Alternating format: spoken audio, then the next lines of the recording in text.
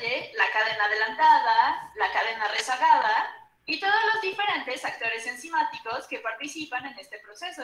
Pero dejé de lado lo que es probablemente el aspecto más alucinante de todo esto. En el video anterior sobre la replicación del ADN, vimos con algo de detalle la cadena adelantada, la cadena rezagada y todos los diferentes actores enzimáticos que participan en este proceso. Pero dejé de lado lo que es probablemente el aspecto más alucinante de todo esto. Y esa es la velocidad y la precisión con la que esto está sucediendo. Como lo vimos en el video anterior, este es un proceso bastante complejo.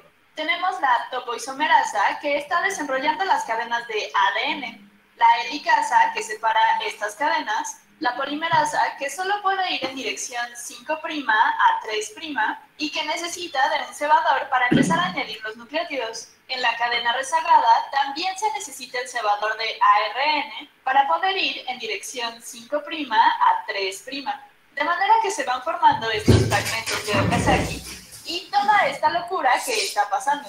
Y recuerda, estas cosas no tienen un cerebro y no son computadoras, no saben exactamente a dónde ir. Todo esto ocurre debido a la química. Todos estos actores deben de chocar entre sí de la manera correcta y reaccionar para que suceda todo este proceso increíble.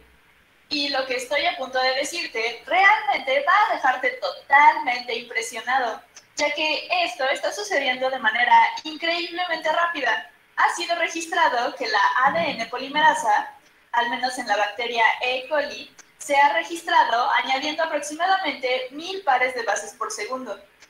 Creo que el número que vi fue de 700 y tantos pares de bases por segundo. Así que déjame escribir esto.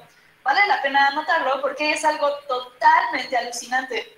Te da una noción de lo increíble que es la maquinaria en tus células. Así que has llegado a... Y esta velocidad puede cambiar.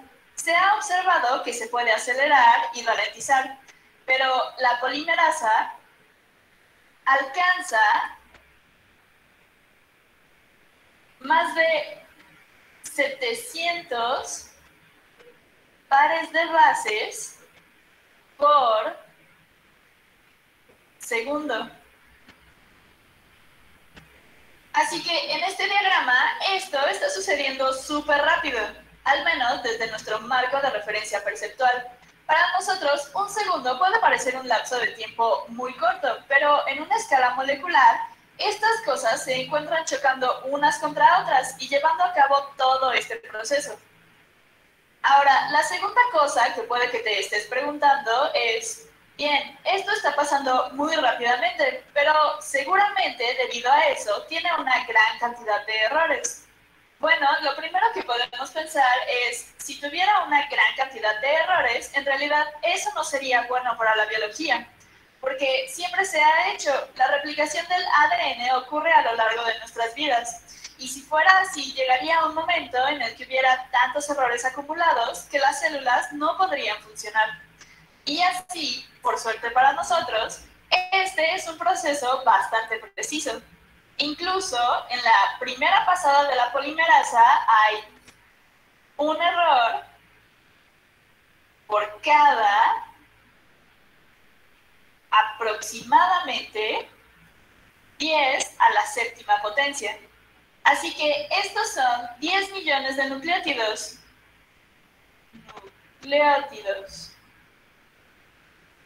Y esto podría parecer bastante preciso, pero recuerda que tenemos miles de millones de nucleótidos en nuestro ADN.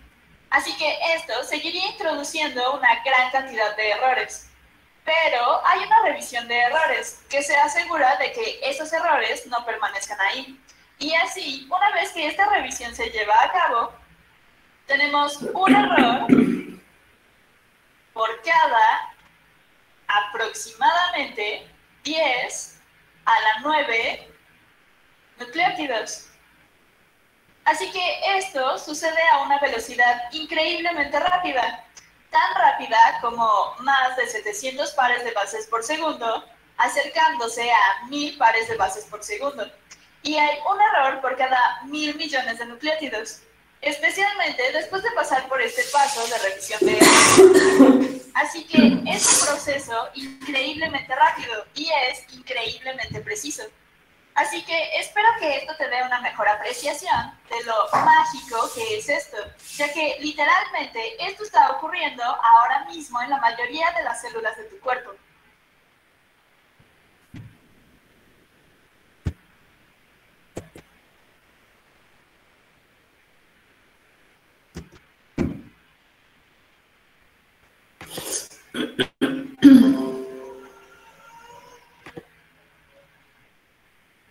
A ver, permíteme tantito. Joder.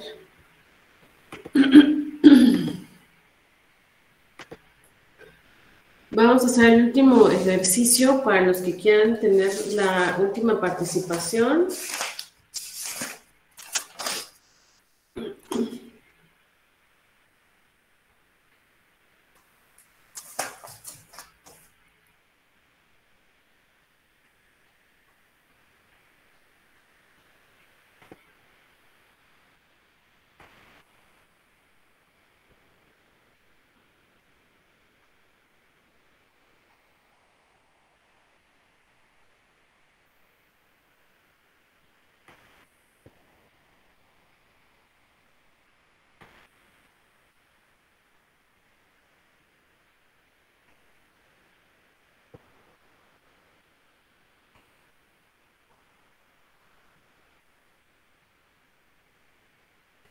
Ok.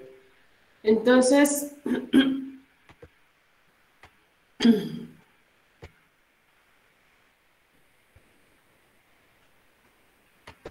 voy a tomar 5 participaciones para los que gusten participar. Las últimas participaciones del semestre, chicos, los que gusten. Y al final vamos a hacer un resumen de un PDF, ¿sale? 5 minutos, por favor.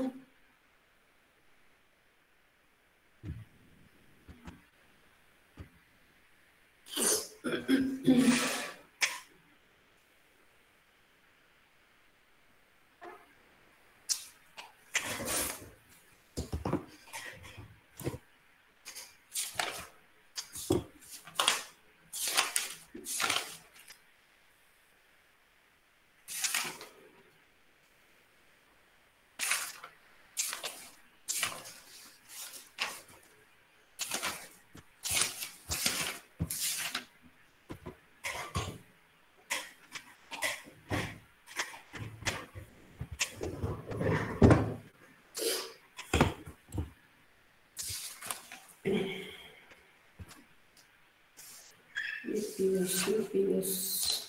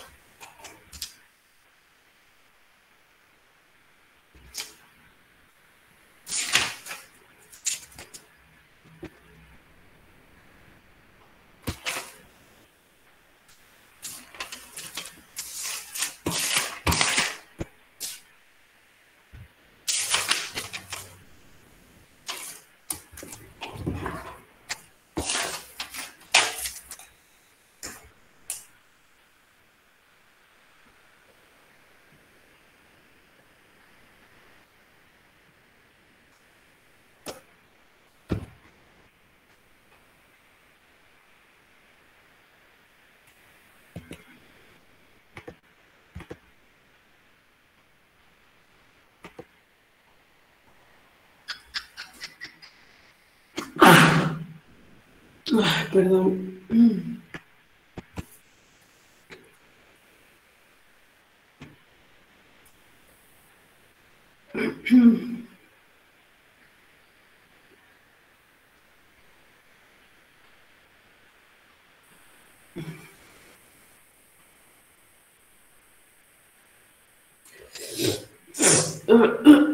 Perdón.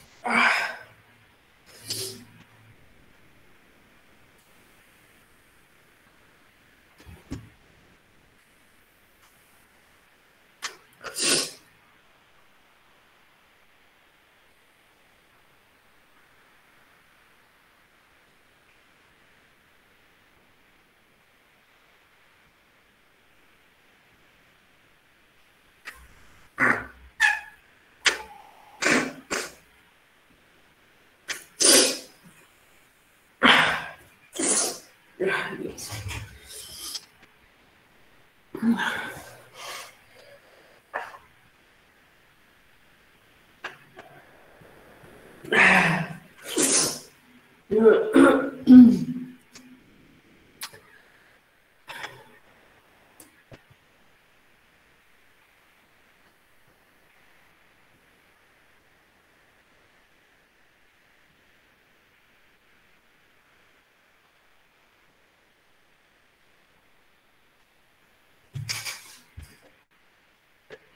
Listo, Aguilar Rodas.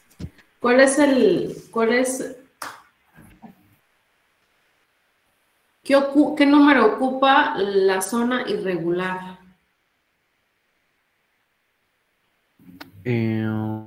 La zona irregular sería la número 5. La número 5. Uh-huh. Excelente, muy bien. Ah, pero ¿sabes qué? A ver, permítame tantito. A ver. Sí, profe. Es que aquí...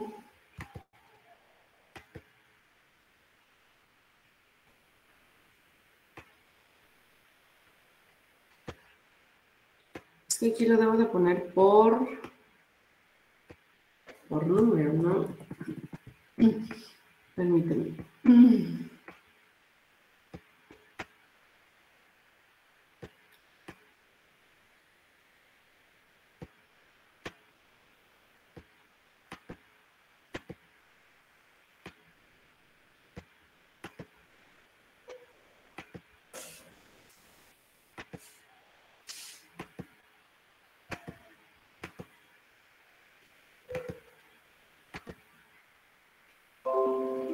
A ver, la número 5 dices que es la zona irregular. Excelente. Sí, profe. Muy bien, Diego. Fernanda Georgina. Soy José Mauricio. Ah, perdón, José. Es que te digo que hay un chavo en analítica que se apellida igual que tú y se llama Diego. Discúlpame, Mauricio. Sí, profe. No se preocupe.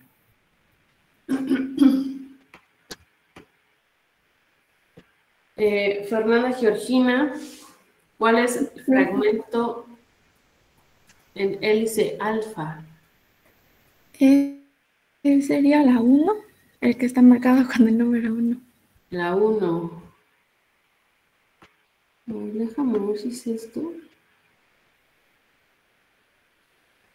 Ah, excelente, muy bien.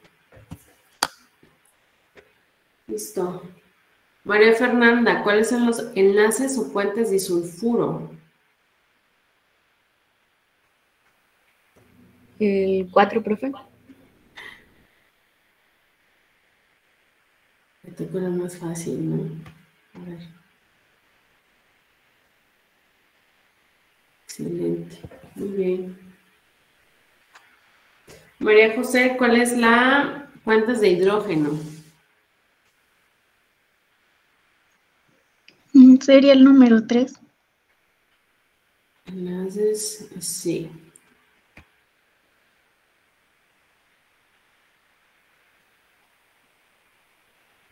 Excelente, fuentes de hidrógeno. Y Valeria, ¿cuál sería fragmento en conformación beta?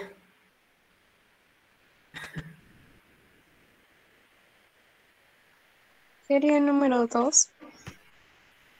Muy bien. A ver, Noé, ¿en cuánto se dividen los ácidos nucleicos?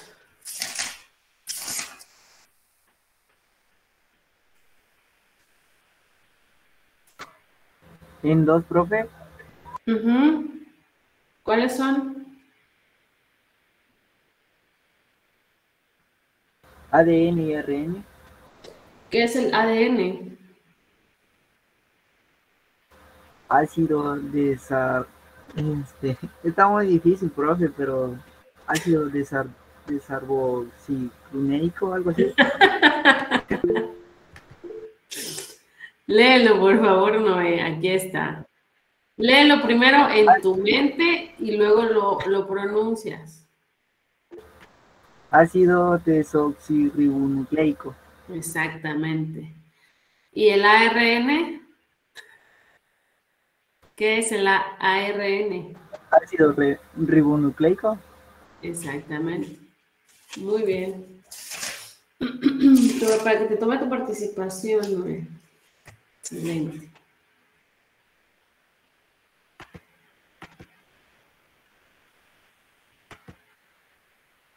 Ay, Alan. ¿Para qué no participas, Alan? Bueno, entonces ahorita vamos a leer parte. Les voy a enseñar, no sé, creo que aquí lo tengo.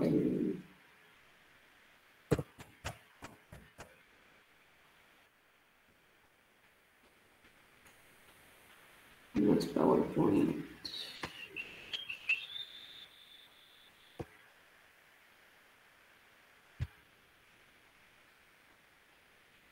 Quiero enseñarles el artículo original. ¿Sí ven la pantalla? El artículo original que sacó Watson y Crick en la revista Nature. ¿Sí alcanzan a ver? Sí, profe. Perdón. Perdón, es que ahorita sí la gripa se extendió demasiado. Esta es la revista Nature, así publicaban antes. Ahorita ya cambió la presentación y la forma de presentar el artículo, pero esta es una de las revistas más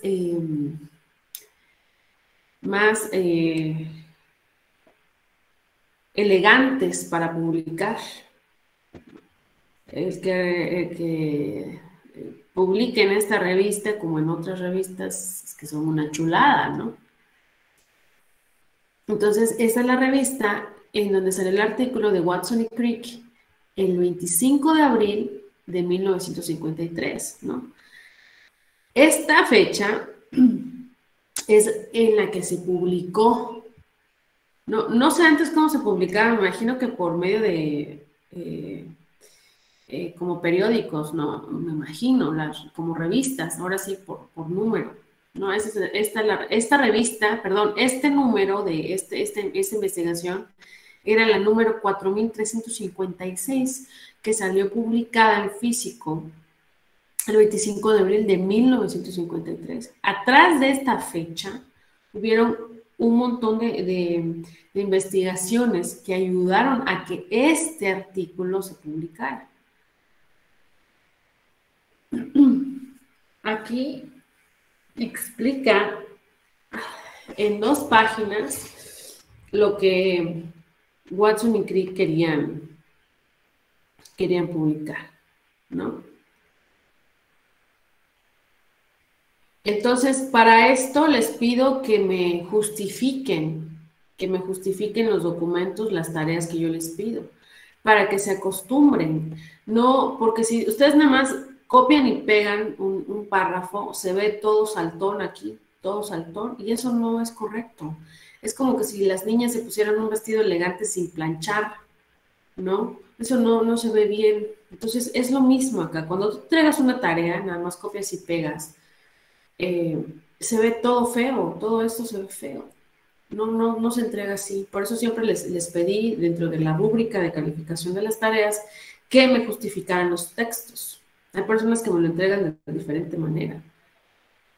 Pero no es correcto porque yo se los pedí de manera justificada. Esto es justificación, ¿no? Que todo se ve así.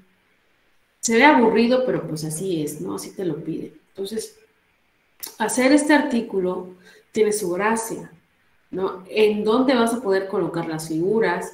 Las figuras tienen que tener una breve descripción, tienes que ser muy puntual en lo que tú quieres decir, ¿sí? Por ejemplo, aquí es figura 1, diagrama de la fibra de la pentosa del ácido nucleico, de la E. coli, de la bacteria E. coli. Esa es la figura 2. Perdón. Si lleva punto, si no lleva punto después del 2. O sea, todo esto tiene su gracia. Todo esto se tiene que respetar. No, son lineamientos que te pide una revista. Entonces, este es lo que arrojó los rayos X en aquel entonces, ¿no? Gracias a esto pudieron decir que la hebra que era de doble hélice, ¿no? Aquí se da una figura en donde dibujaban la escalera, ¿no? Cómo se veía. Esto que dibujan aquí es esto. Obviamente, tiene mucha imaginación, ¿no? Para muchos esto es nada más un punto. Para otras personas es toda la vida, ¿no? Es la organización de la célula, ¿no? Decía, me parece que Leonardo da Vinci decía, no existe lo bueno ni lo malo, depende de la perspectiva del pensamiento, ¿no? Entonces, para lo que muchos esto es un punto, para otras personas son años de investigación. Por eso hay que respetar los puntos de vista de cada persona, ¿no? El sufrimiento que hemos llevado en la vida no es parecido al de otras personas, ¿no? Entonces hay que ser un poquito más empáticos con todo lo que nos piden, ¿no? Entonces, bueno, esto que está aquí, esta información, acá están los nombres de estos chicos, J.D. Watson, F.H.C. Crick, me imagino que hay 3 nombres. Aquí es en donde el laboratorio de Cambridge, en donde fue elaborado estas investigaciones. Estas personas fueron los colaboradores de este artículo. Pauling, Forber, Chargaff, White, Hatsbury, Wilkins, ¿no? De todos estos sacaron parte de la información que nosotros vemos acá, ¿no? Son las referencias. Estas son las referencias, por eso están enumeradas. 1, 2, 3, 4, 5. Y por aquí van a ver los numeritos, ¿no? Imagínense. Aquí está. Aquí está. Lo sacaron de la 1 y de la 3. De lo que decía Pauling y de lo que decía Chargaff. Pauling y Chargaff. Imagínense. Habían 3 científicos en aquel entonces que ya habían hablado del ADN, ¿no? Que habla de la cristalografía, ¿no? Que los pares de nucleótidos estaban juntos. Ah, referencia 4, por ejemplo.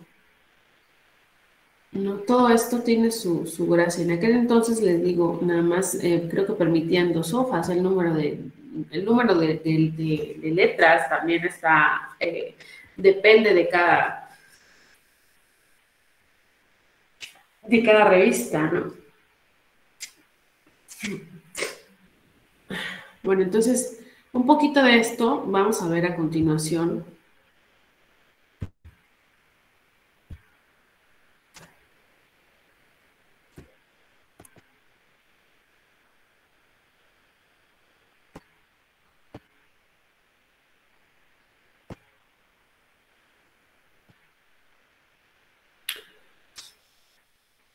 A ver, si me haces favor.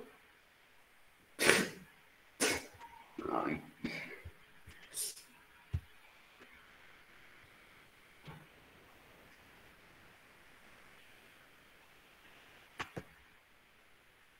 A ver, Alan, vas a ser el primero en leer, por favor. ¿Me vas a hacer el favor de leer el modelo de Watson y Crick, por favor? ¿Sale?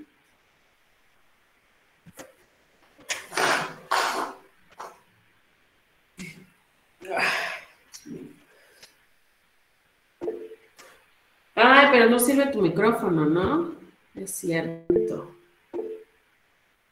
Christopher, dime.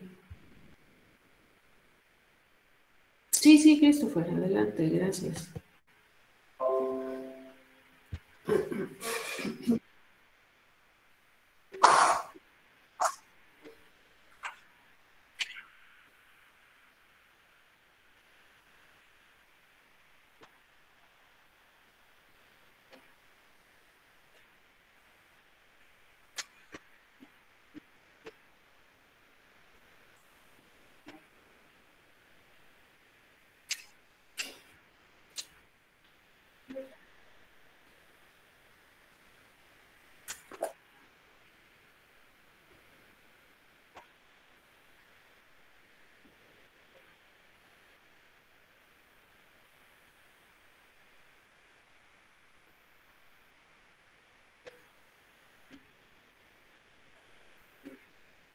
Chargaf.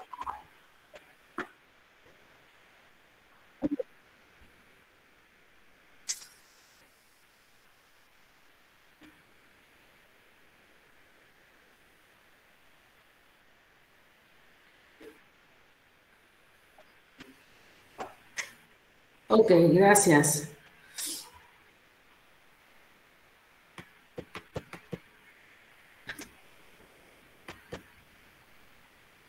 Excelente, ¿no? Astrid, Ariana, por favor, ¿me puedes ayudar a leer?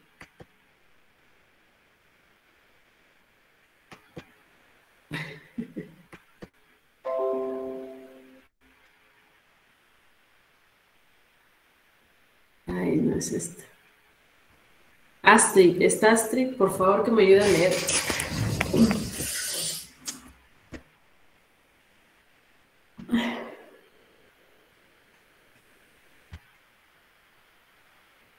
¿No está Astrid?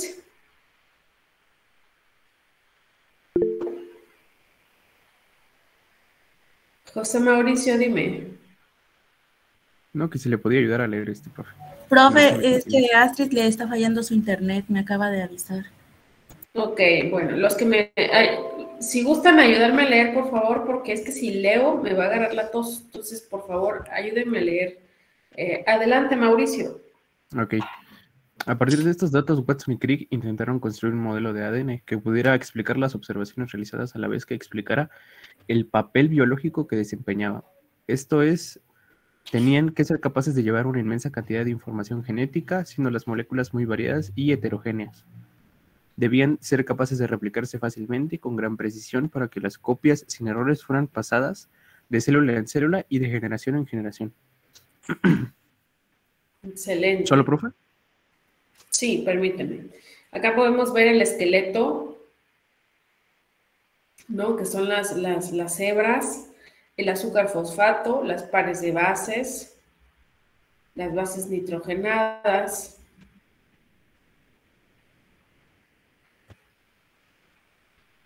Bueno, entonces, de todos los datos examinados, dedujeron que... Adelante, Mauricio, por favor.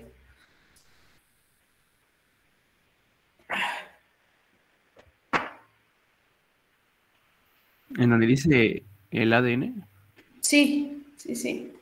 Ah, ok. 1. El ADN es una molécula muy larga, enrollada en una hélice. De hecho, también se le conoce como el modelo de la doble hélice, ya que estaría formada por dos cadenas de polinucleótidos que serían antiparalelas. Es decir, tendrían los enlaces 5', 3', orientados en diferentes sentidos.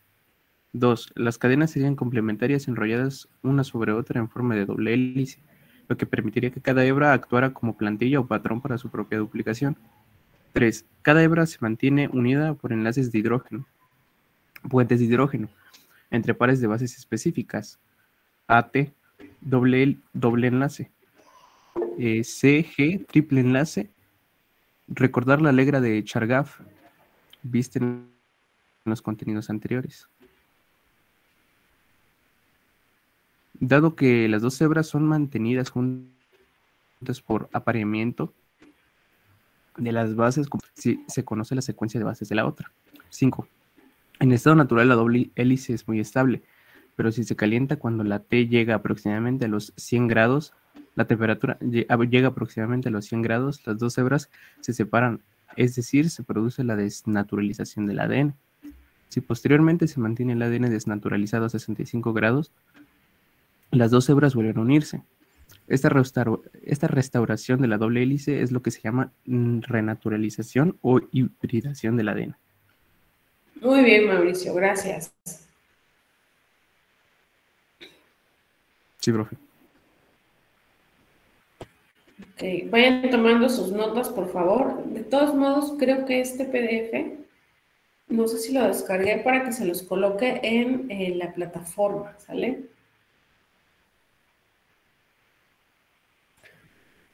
A ver.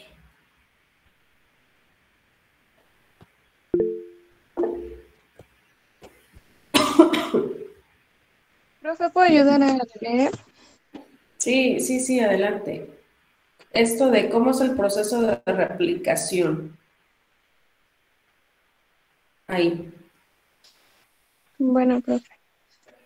¿Cómo es el proceso de replicación del ADN? El ADN es una molécula formada por dos hebras complementarias y antiparalelas. Una de las primeras dudas que se plantearon fueron de cómo se replica el ADN. A este respecto se propusieron tres hipótesis. 1. Replicación conservativa. Cada hebra de ADN forma una copia de tal manera que se obtenían dos moléculas de ADN, una formada por dos hebras antiguas o viejas y otra formada por dos hebras nuevas. 2. Replicación semiconservativa.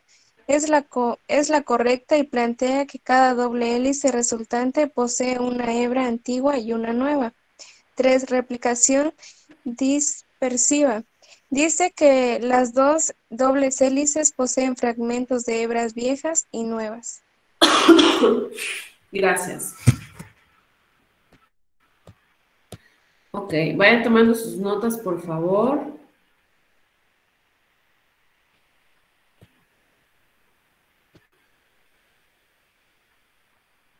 Acá no se ve mucho, ¿no?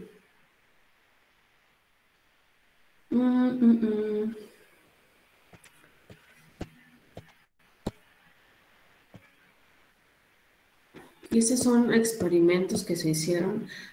Aquí utilizaron las centrifugaciones, ¿no? Las centrifugaciones te ayudan a separar organelos. Ok, esta es una información muy importante. Vamos a ver las enzimas que se utilizan, que vimos en el video anterior, para hacer la replicación del ADN. Por favor, alguien que me ayude a leer.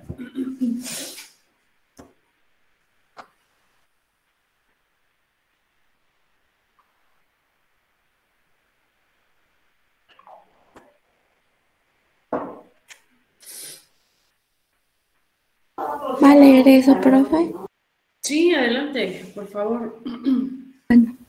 El mecanismo de cómo a partir de una hebra se iba sintetizando sobre ella la nueva hebra complementaria y que encima regulaba el proceso fue estudiado por Cornberg, un discípulo del bioquímico español Severo Ochoa.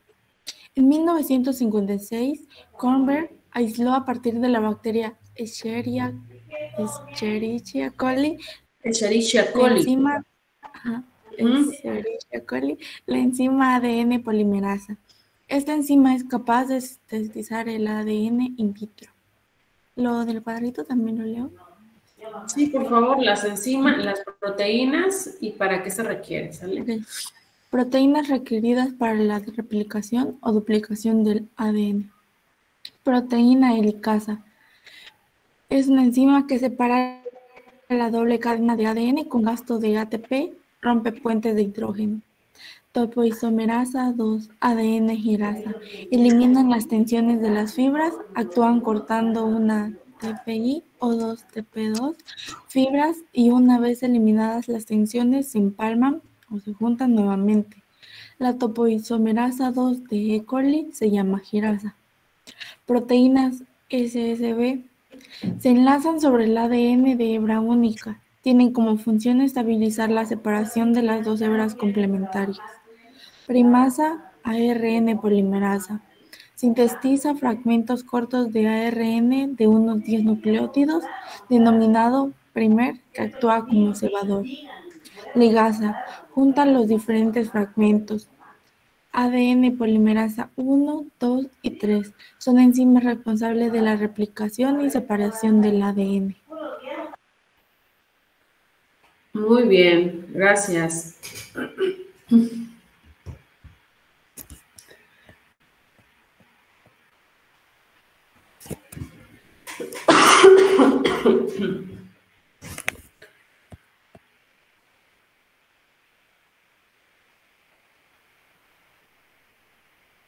Bueno, necesito que alguien me ayude a leer el mecanismo de duplicación de la 1 a la 3 y de la 4 a la 7.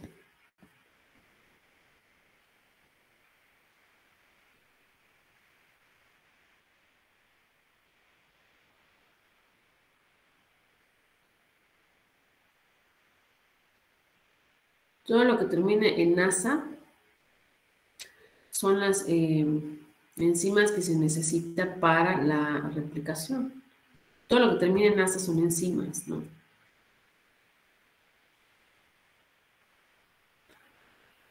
Entonces, alguien que me ayude, por favor, a leer.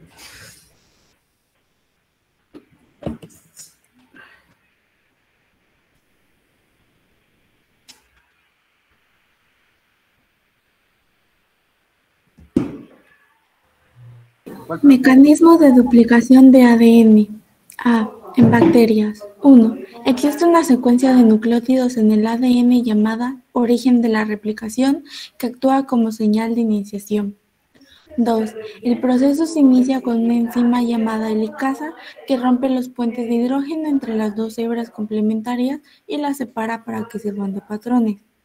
Como el desenrollamiento de la doble hélice da lugar a superenrollamientos en el resto de la molécula capaces de detener el proceso, se hace preciso que actúen las topoisomerasas que eliminan las tensiones en la fibra. 3. A continuación intervienen unas proteínas que se enlazan sobre el ADN de hebra única. Son las proteínas SSB que estabilizan la separación de las dos hebras complementarias. Ok, muchas gracias.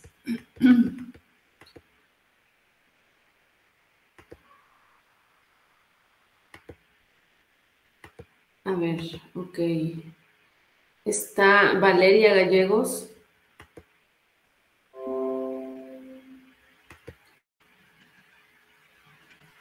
Sí, profe. Ayúdame a leer, por favor, hasta el número 7. Bueno. Dice 4. El proceso es bidireccional, es decir, hay una helicasa trabajando en un sentido y otra trabajando en sentido opuesto. Se forman pues las llamadas burbujas de replicación u ojos de replicación. 5. Como ninguna ADN polimerasa puede actuar sin cebador, interviene primero una ARN polimerasa, que sí lo puede hacer.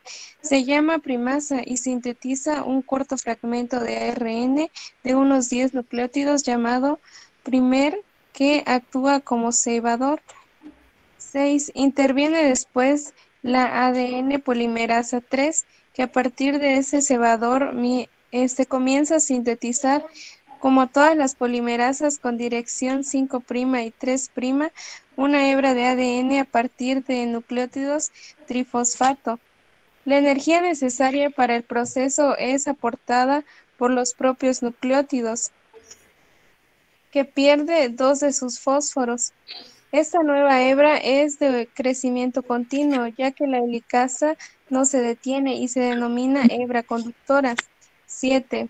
Sobre la hebra, que es antiparalela, la ARN polimerasa sintetiza unos 40 nucleótidos de ARN en el punto que dista unos 1000 nucleótidos de la señal de iniciación. A partir de ellos, la ADN polimerasa 3 sintetiza unos 1000 nucleótidos de ADN, formándose entonces un fragmento de Okazaki. Este proceso se va replicando a medida que se van separando las 2 hebras patrón. Ok, Valeria, muchas gracias. Este proceso se va repitiendo, no replicando, ¿sale? Ok, aquí encontramos una palabra que es primer o cebador. Aquí dice, como ninguna ADN polimerasa puede actuar sin cebador, interviene primero una ARN polimerasa que sí lo puede hacer. Se llama primasa. Esas son enzimas.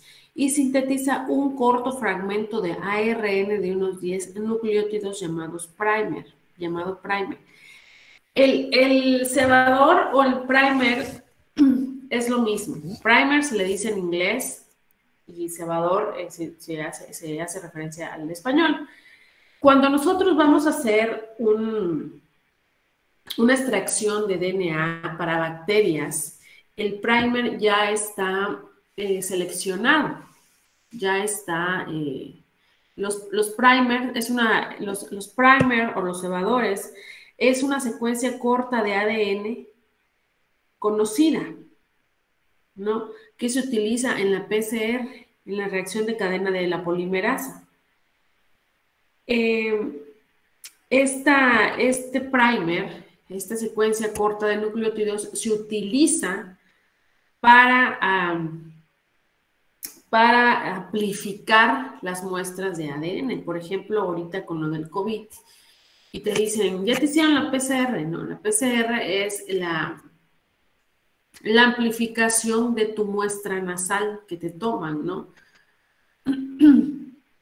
Es la reacción en cadena de la polimerasa. Así se llama la PCR. La PCR, reacción en cadena de la polimerasa. La polimerasa porque es la enzima, ¿no? Que va a romper y va a amplificar las muestras de ADN. Entonces, cuando esto del COVID te dicen, ya te hicieron la PCR, sí, no, ni saben qué es la PCR. Entonces, la PCR es la reacción en cadena de la polimerasa. Esa PCR es un proceso que vas a hacer para extraer el DNA de la muestra. Entonces, ese DNA son las muestras, son los codones, son los nucleótidos, son los aminoácidos del virus COVID-19, ¿no? Entonces, cuando tú quieres hacer una PCR, necesitas un primer. Ese primer es el que es como el silbato, ¿no? El que dice que ya se va a empezar a hacer la amplificación. Para bacterias es el 16S, ¿no? Quiere decir que son secuencias de nucleótidos que ya son conocidos para bacterias. Por ejemplo, para secuenciar hongos, que sí es la palabra, para secuenciar bacterias es el 16S.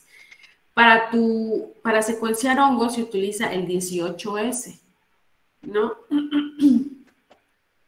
Entonces, cuando tú a trabajar ya en otro tipo de cuestiones genéticas, te piden, por ejemplo, si quieres, en el ciclo del nitrógeno de una bacteria, de un suelo, quieres nada más checar si están las bacterias nitrificantes del suelo, ¿no? En un proceso genético parecido a eso, tienes que utilizar primers específicos para que esos primers específicos amplifiquen solamente la parte del ADN que tú quieres conocer, ¿no? Por ejemplo, si yo quiero saber que la fruta es el mango, ¿no? Por decirlo así, ¿no? Si yo quiero saber de todas las frutas, de todos los tipos de mango, cuál es el mango manila de acuerdo a su extracción de DNA. Entonces, yo tengo que utilizar un primer específico para saber que ese primer me va a amplificar es del mango manila, ¿no? O del mango ataulfo, por ejemplo, ¿no? Para saber que sí es ese mango, no ese tipo de mango.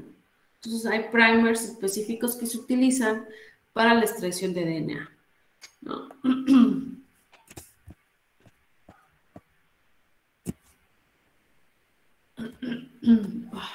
Si me lo hago más pequeño, a ver.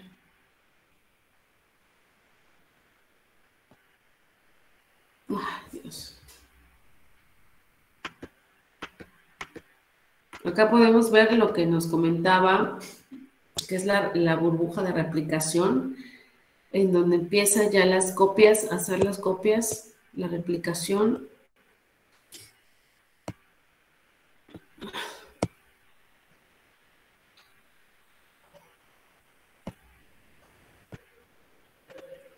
Había otro, a ver, déjenme ver.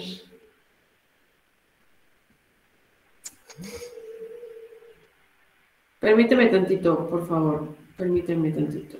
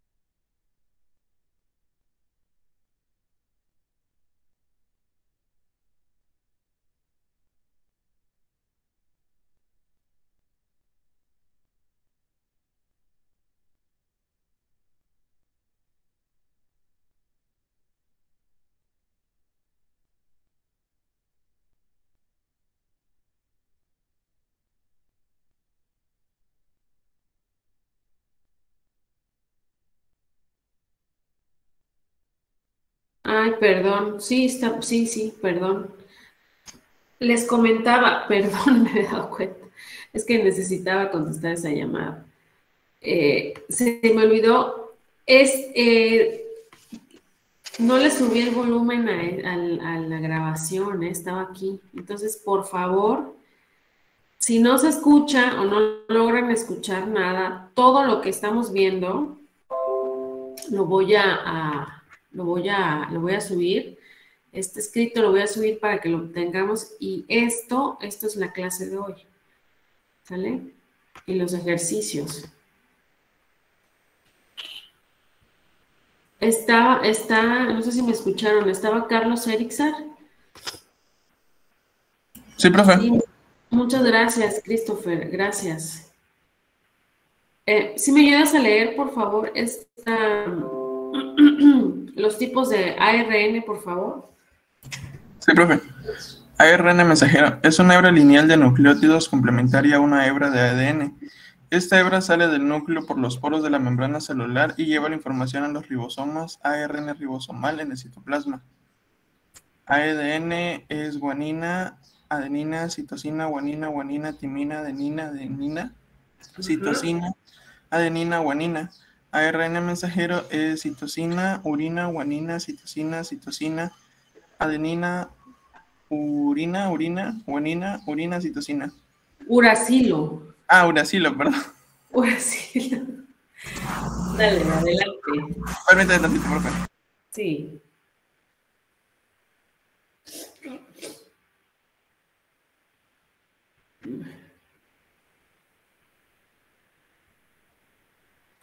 Okay, disculpe, el sonido se está lavando.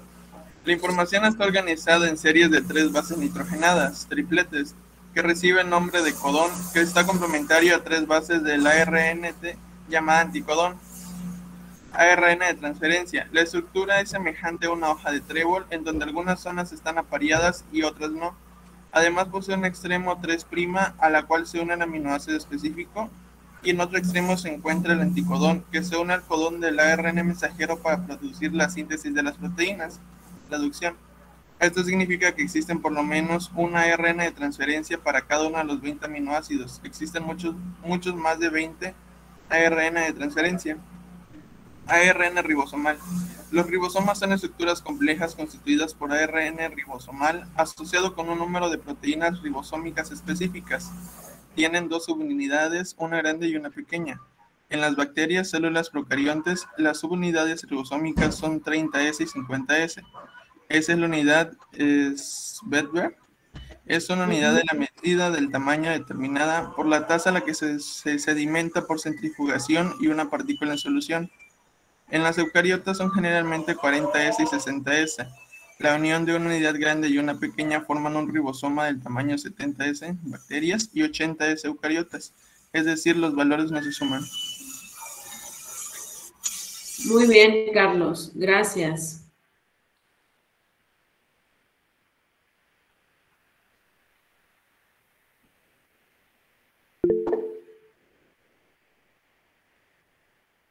Ok, ¿alguien me puede decir cuál es una de las enzimas más importantes para que se lleve la replicación del ADN?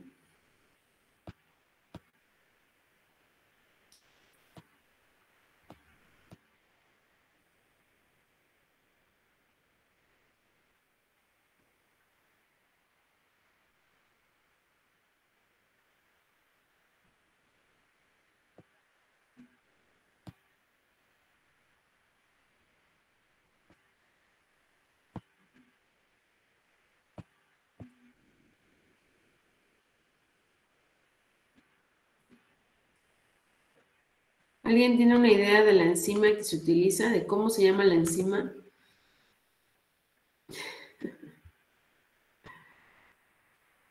Exactamente, Eduardo, muy bien. Y la enzima que separa las 2 hebras de ADN, ¿cómo se llama?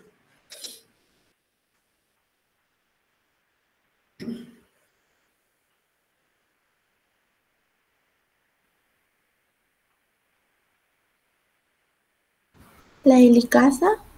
Excelente, muy bien. Gracias. Voy a guardar este documento, le vamos a poner ADN orgánica. Ahorita lo voy a subir en la plataforma. Estoy tratando de subir el video de ayer, pero no sé por qué tarda mucho en abrirme, en subirme ahí está, carga completa. Tercero es orgánica del 5 de abril.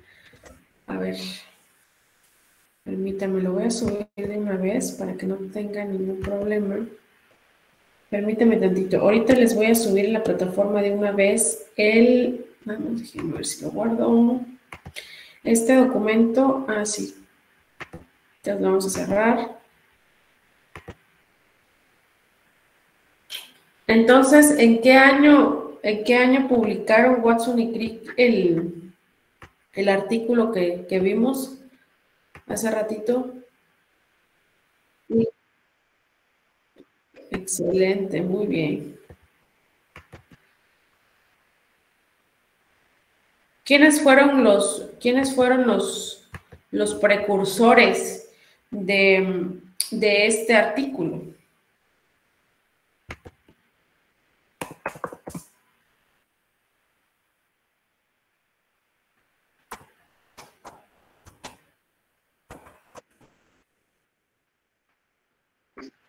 Louis Pauling, ok.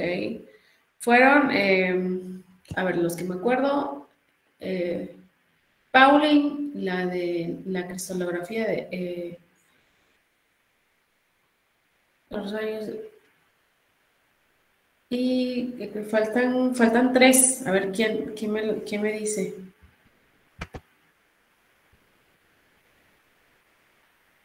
Si no es URL, ¿qué es?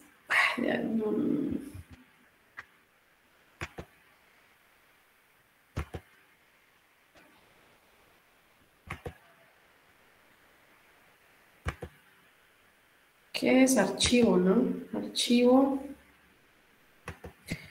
Es que se me va a olvidar.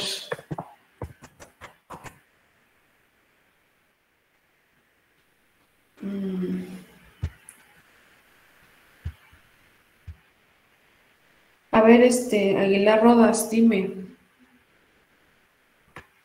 Está en ¿Quiénes fueron los precursores del artículo de Watson y Crick?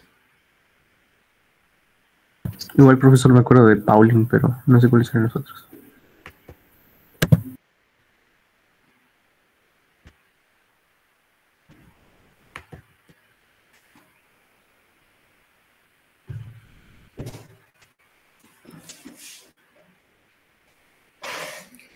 A ver, ya está. Aquí vamos a subirlo de una vez. Ok, ¿lo pueden checar, por favor, si ya está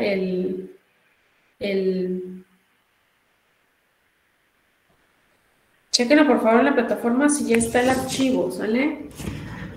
Y me dicen quiénes fueron los precursores del artículo de 1953.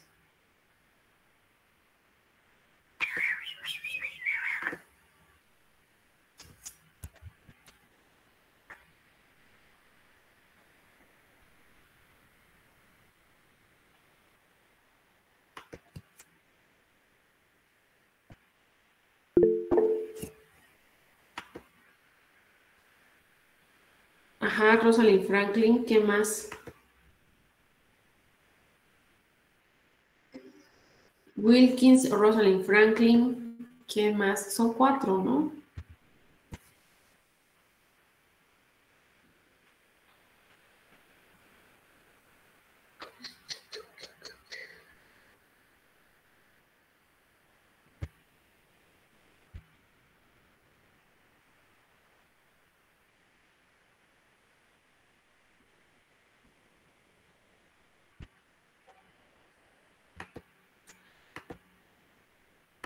¿Con qué ayudó Rosalind Franklin a esta investigación?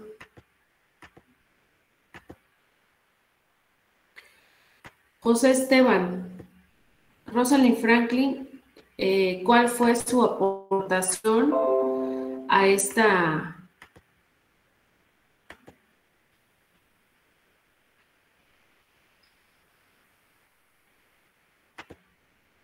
Doctora, apenas a la clase se me había ido el internet.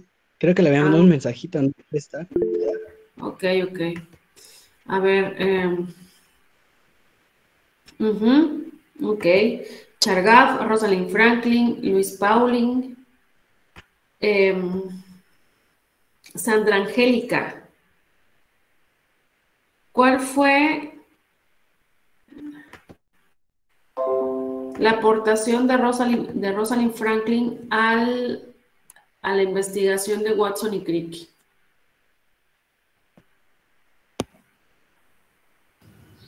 Fue las aplicaciones de los rayos X que confirmaron la molécula de ADN, que era una hélice gigantesca. Ok, muy bien.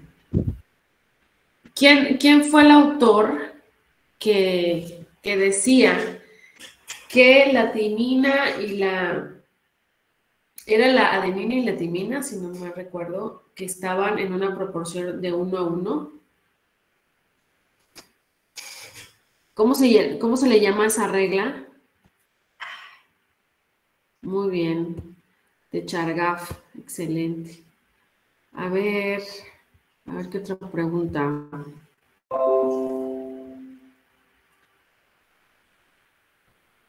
Timina y adenina.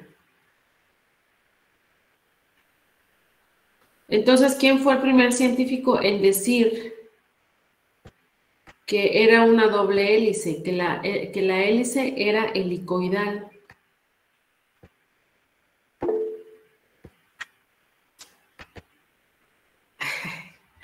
Muy bien, Christopher. Te la sabes de todas. Una de esas preguntas probablemente sí venga en el examen, ¿no? Así más o menos como lo estoy preguntando.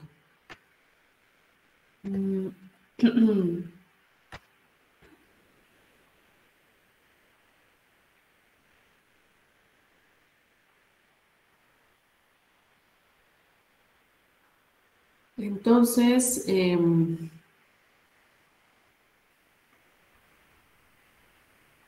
¿por qué se le dice que el ADN es semiconservativo?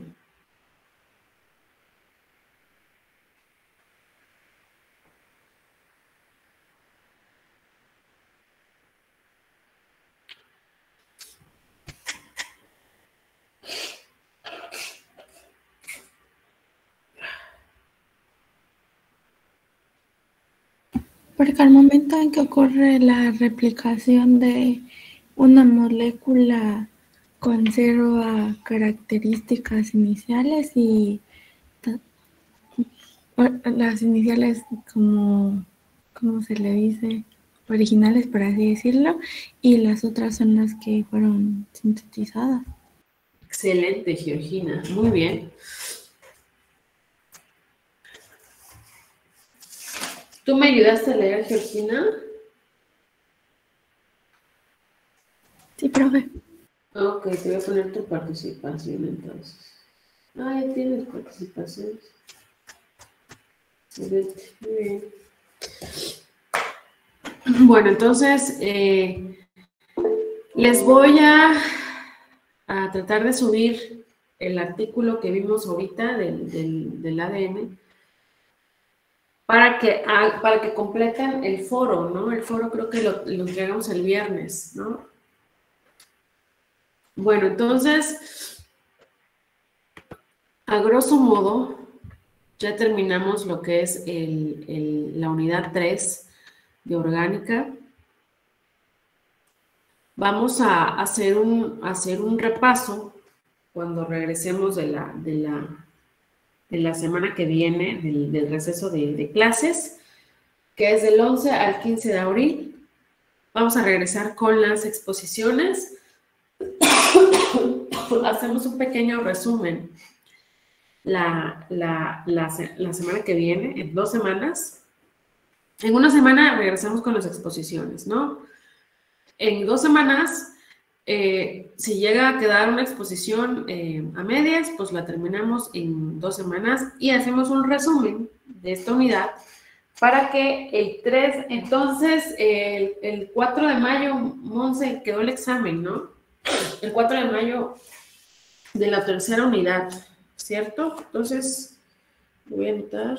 ¿Sí están de acuerdo que el 4 de mayo sea el examen? Unidad 3.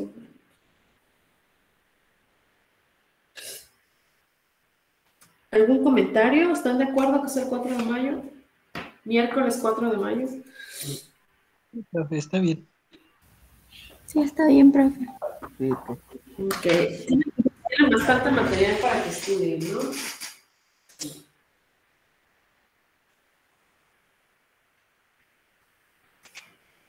Ok, está agendado entonces.